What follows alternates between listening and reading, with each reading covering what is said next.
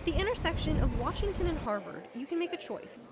Go left to an on-campus Caribou Coffee, or go right to an off-campus one. Working at like the Moose Tower Caribou versus the Hub Caribou, they're half a block away. However, at the Moose Tower Caribou, I made $10.50, and now I make $12.50 at the off-campus.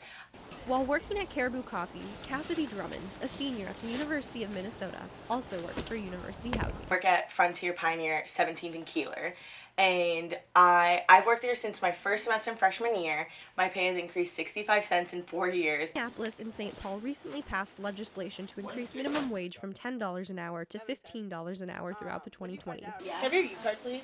Thank you.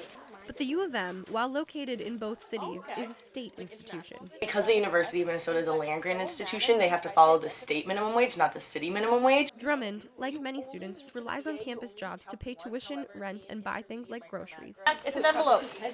She's also a member of the Minnesota Student Association, which is currently advocating for an increased minimum wage on campus through their Fight for 15 campaign.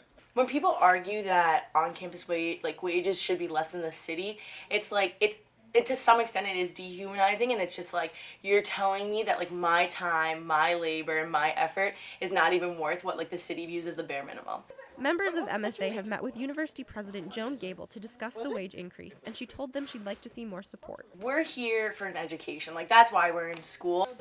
Between punching clocks and hitting the books, students like Cassidy Drummond look for a livable minimum wage for on-campus jobs.